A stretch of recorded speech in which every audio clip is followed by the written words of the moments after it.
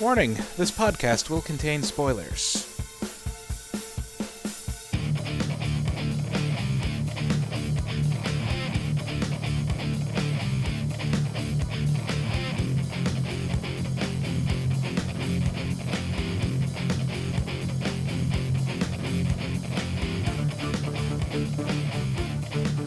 Hello everyone, and welcome to the As Seen on TV podcast for Sleepy Hollow Season 3, Episode 5, Dead Men Tell No Tales. I'm your host, Clio, and with me I have Omi. Hi. Yay! Hey. So you're a fan of Bones. I'm a fan of Bones. Thank you very much for being on this podcast. You're very I welcome. could not have done this one alone. Because, no offense to the show Bones, or to the fans, I do not enjoy Bones. I don't. And that's just because Brennan she seems flat? No. She aggravates me. Okay. Booth feels flat to me. Okay. I don't know. I don't think he always was like that, right, though? Because I've seen some episodes or from earlier on or whatever, and some recently, like, no full episodes, but Booth just seems really, like, haggard and... Well, he is really haggard. I mean... no energy in these episodes. I mean, he was a sniper in the military, and he came back PTSD, and, he's been shot multiple times, he's been kidnapped, he's been, tortured, and just recently he actually kind of came back from another traumatic episode, so he's still getting back from it. Yeah. But honestly, Brennan in the Bones episode made me very angry. Every time she talked, I just wanted to make her stop talking. But in the Sleepy Hollow episode, I actually kind of liked her. She was a little bit more candid in the Sleepy Hollow. Person. Yeah. Yeah. Yeah. So I did like her in this episode, and I kind of liked that they kept their cameo to, let's go to a tomb and do a thing. And that was it. Yeah. Because I said this last week to Dom and Kim. I was like, I want there to now just be all the supernatural stuff in Bones, just out of fucking nowhere. Just like in the coming episodes, they're just to be ghosts and freaking zombies and things. Be so funny. It would have been hilarious, but they left being very, like Crane said it. They're very, they can't accept it. Mm-hmm. I mean, the only person that could have accepted it is Hodgins, but he's like, I'm a conspiracy theorist. I'm not no supernatural nut. And I'm like, no. Like, come on! You're our only hope! I was really sad, but okay. He's still my favorite. Yeah. Yeah, I was a little sad they didn't have any of the, extra characters on. Mm-hmm. But I guess the same was for the Bones episode, where they just had Abby and Ichabod, yeah. It wasn't anyone else. So I guess it was equal in the crossovers. Yeah. But yeah. The episode starts off real creepy again. Like, every time Pandora's on, like, the road outside town, it's just like, I'm gonna be super creepsters. So that was Pandora? Yeah, okay. In the hood. Wow. Yeah, that... She causes the car crash and steals the bones. It's the thing on General Howe. I'm in the same boat as you. Like, I don't hate Sleepy Hollow. I don't hate the characters at all. But I'm not a fan of the show, so I haven't really kept up, but I've seen episodes here and there. I think this was like the creepiest starting of any episode I've seen. So. What Sleepy Hollow does more than any other supernatural show on TV, I think, right now, is it does the creep factor. Okay. It legitimately freaks me out sometimes. Because it will just start like this cold open with like dark, foggy woods and a demon in the woods. And it's like, oh, why are we here? What's happening? That has happened many times. Okay. So I'm guessing a couple of the little sort of things that Crane and Abby say sometimes kind of went over your head? Sometimes. Yeah, because there was one line I really liked where Ichabod was talking about Booth and Brennan saying if they saw Moloch, which was the big baddie of like the first 2 seasons, if they saw Moloch, they would just think he was a large man with a skin condition. Yeah. No, I caught that one. Okay. I know who Moloch is because I did watch a good bit of the first season, so. Yeah, that was very funny. I mean, I think the thing that interested me most about this episode was the Draugr, because I've only ever seen that in Skyrim, and I was like, oh, this is so cool. And This is just like undead warriors, basically. Not so much zombies, not so much skeletons, or in between. They have more of like a white business to them. They're like they have more of a intellectual sense to them. They have more comprehension. Yeah. And when Pandora put the little talisman on Hal's chest, and the skin formed on his face, I'm like, he looks like a White Walker, because like his eyes were white at first. Yes. And it's like bright blue. Oh, it was so cool. Yeah. Oh man, that was creepy. And they just strung that kid up. Just had no problem stringing that kid up. Oh goodness, he was like the only one. I mean, the other one was dressed as the devil. The girl was dressed as an angel, and he was dressed up as Dracula. So I mean, he was the odd man out in that choice. So I guess, yeah. That's how I thought of it. Yeah. But they were seriously dealing with, like, they could have had a giant army, and that's something that was sort of like I forget if it was season 1 or season 2, but there was Moloch was going to bring like an army of the undead, and that was like a threat for a while, like, oh, is there going to be an army of the undead? And in this one, it's sort of like quenched really quickly. Like Hal had like 6 guys, and they just all got flamed in this episode. Well, Greek fire. Huh? Greek fire, though. Yo. But I was like, oh man, that could have been like suspense, like, oh, there could be this crazy undead army like that you hold over our heads for a couple episodes. It's just like, done real quick. Yeah, that's kind of disappointing. Yeah, but that's something that Abby and Ichabod find with Booth and Brennan, is they go to the unused tomb of Washington and find Greek fire. Napalm. Precursor to napalm. Yeah, because it wasn't quite napalm. No. It didn't have more. It had more of a supernatural, magical element than chemical, like napalm. Yeah. And that's why Brennan was like, "That was napalm," and Ichabod's like, "Whatever you say." Sure. I really listen. Jenny's probably my favorite character in the show. That's Abby's sister, more yes? Yeah, the sister. Okay. And like the more we get of Jenny, it's just like, Jenny, I love you. Keep being a badass. God, and what is Corbin's son? The one she was running around with this episode. I keep calling him Biddy Corbin because I cannot for the life of me remember his first name. That works. I mean, he's like Babby Corbin or Corbin. Yeah, he's Babby Corbin. He's Babby Corbin. He's just like a really skinny version of his dad. It's true. Yeah. But I really love their, like, let's go, do stuff on the side and get artifacts and pretend we know what we're doing. Because Corbin only recently, like, got Jenny to let him in on the stuff she's doing. Mm-hmm. So that's sort of why he's acting like a total noob. Gotcha. He's like, I'll give you the shard! And Jenny's like, what? What's wrong with you? Oh my gosh. I was like that too. I was just like, Corbin, what are you doing? Why would you say that? Have you watched any episodes of this season of Sleepy Hollow? Not this season, no. Okay.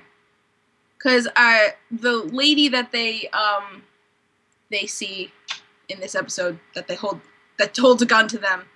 I think she was in an earlier episode of the season. Yeah, I think she comes to Jenny and talks about. Oh yeah, she works for the dude that. For the dude. Jenny fights. Okay. Well, he kidnapped Corbin. Okay. That was 2 episodes ago. Yeah, Blood and Feathers 2 episodes ago. But yeah. So there's something going on the side that Jenny and Corbin are messed up in. It's not necessarily anything that's happening with. Yeah, they're kind of very separate this episode. It did seem like that until the end, so. Yeah, until they were like, "Oh, Yeah. You need something to be napalm? Yeah, we got it. We're still doing this. Let's set fires." We were off doing something, but now we've mixed up this napalm for you. Mm-hmm. Yeah, that sort of came out. It's like, weren't you guys just doing some weird illegal deal, and now you guys have made all this napalm? Okay, I believe it. Ugh. I feel like there wasn't that much depth to this episode, besides like what happened on the surface. There were little things, like I noticed Ichabod has a love interest, which was like the first time I've heard of that, and the whole thing with the roses on the tree, they're all gray except for the last one, which was red. Yeah. So the lady he's courting, mm-hmm. Not Constance. Shoot.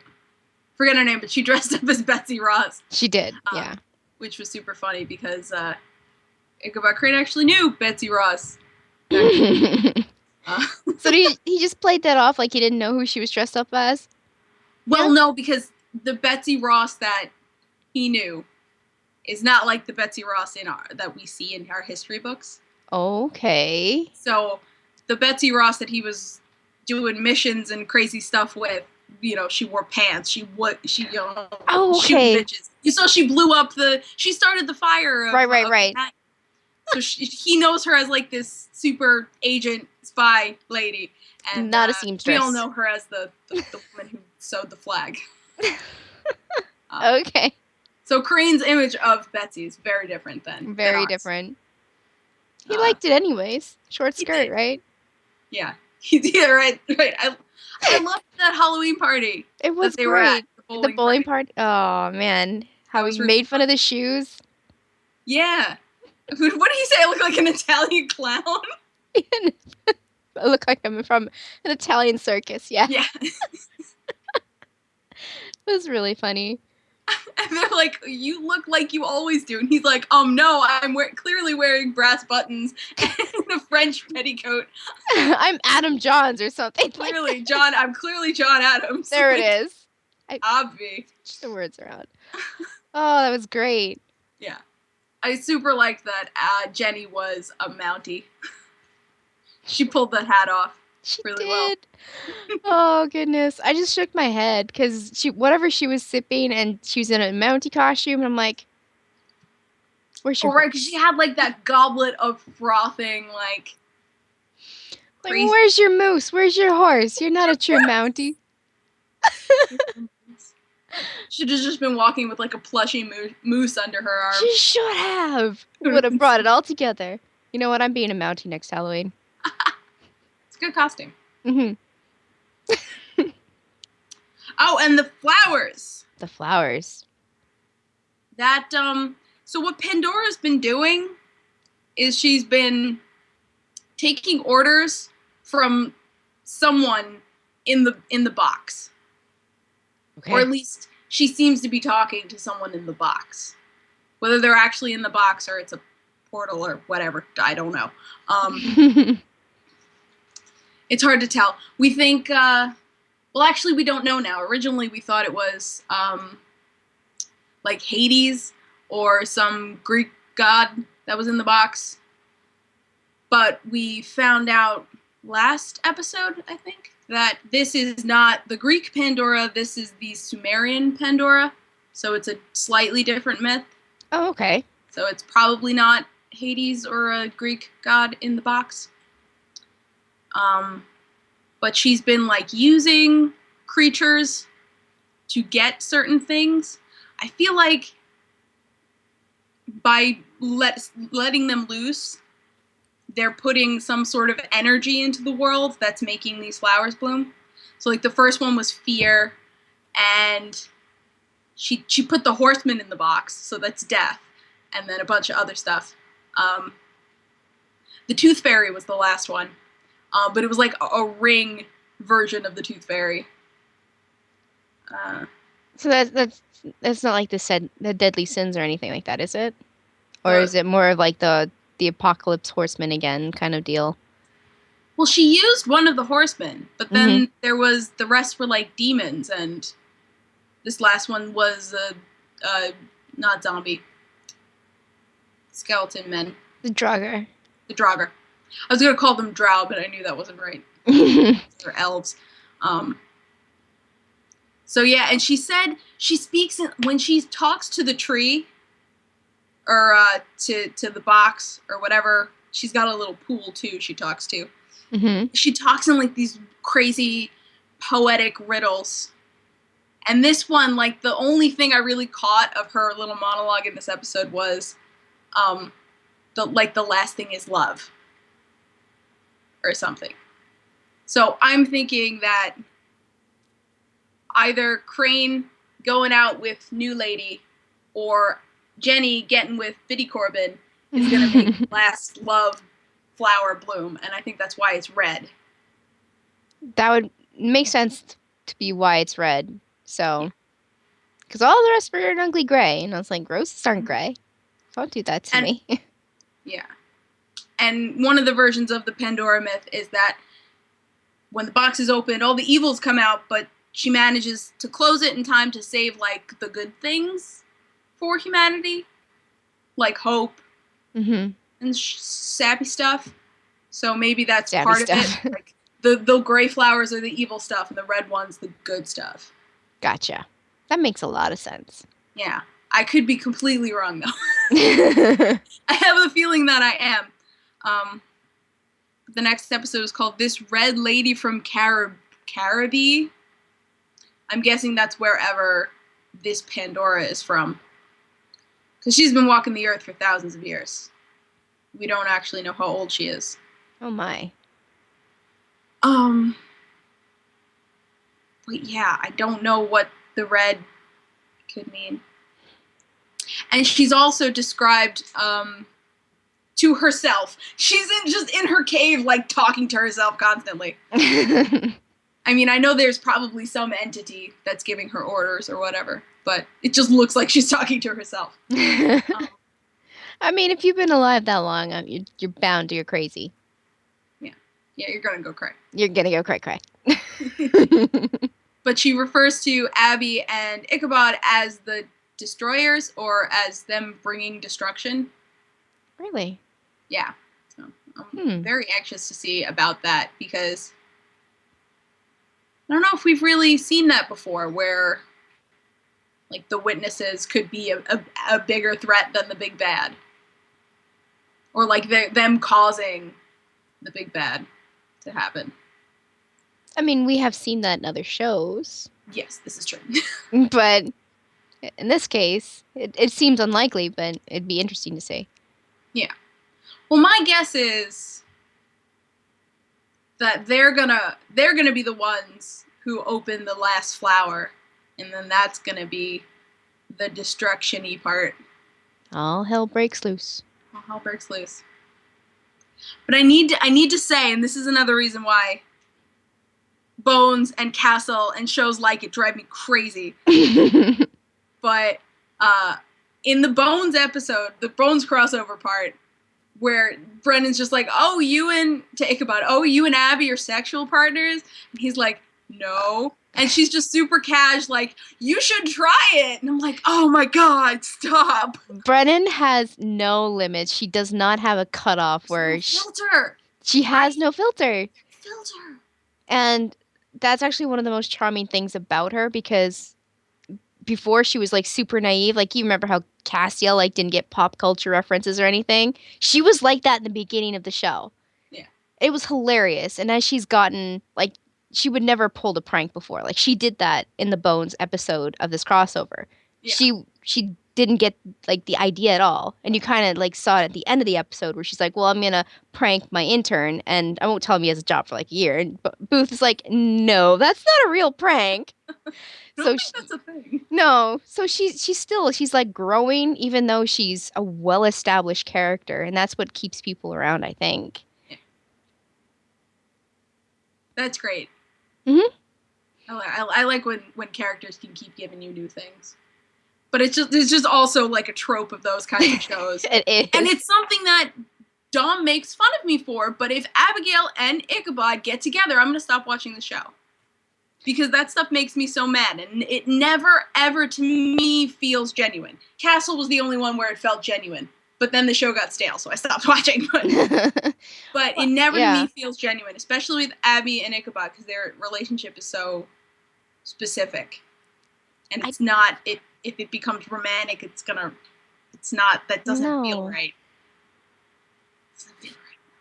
I mean, if the roles were reversed or something, if Abby was the one in the old shoes and Ichabod were the one holding the gun, and I know that sounds sexist, but I see like, him like, coming to her rescue all the time, wanting to protect her. Mm-hmm. But Abby doesn't need anybody to protect her. She's got her leather jacket. She is badass. And for them to get romantic is just like, I don't see it ever happening. It would make this show just go sad and soppy. Yeah. I agree. Mm-hmm. I agree. And they've definitely got like that I've always got your back relationship. Yep. I like how they're so different. I mean, it's not only just because Ichabod's from like centuries before her, but I mean, they are just complete opposites. Yeah. But they get along really well. They do. And I don't know if I don't know if you saw any of season 2. Not much. You would love. There is an episode where Abby goes back in time. Oh my goodness! She's got the role of trying to convince Ichabod that she's not crazy. It's like the total reverse of what Ichabod had to do with her. Wow. Season, and that was a really great dynamic seeing that.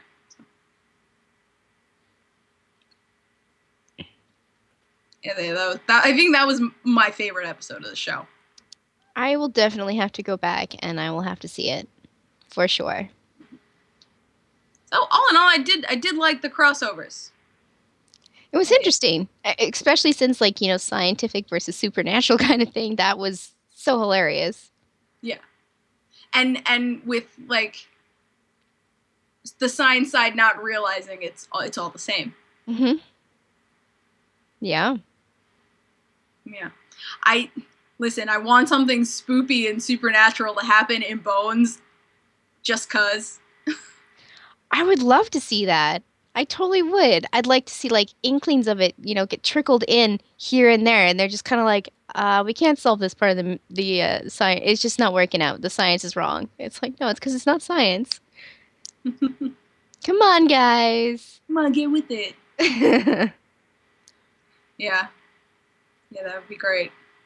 But anyway, that's all I have to say for this episode. Okay. What about you? All the things I picked out, I'm pretty sure we discussed, so. Yeah. Yeah, and listen, I can never find synopsises for the next episodes. So next episode is this red lady from Caribri. And I guess it has to do with Pandora. I don't know. It's a mystery, just like this show. And I'll tell you, because every episode I watch for these podcasts we do, I watch the next time on little promos. Mm-hmm. Every time we get to the podcast, I'm like, I don't remember what I saw in the promo. Every time. So, that's it. Omi, where can the people find you? They can find me on Twitter at LadyVenom24, LadyYvenom24. And you can find me at Cleomoto on the socials and on Twitch at The Cleomoto. And you can find all of us at ASOTV Podcast on Facebook, Twitter, Gmail, Google+, and right here on YouTube. Follow us for some more podcasts for some of your favorite TV shows. Until next week, bye-bye. Ciao.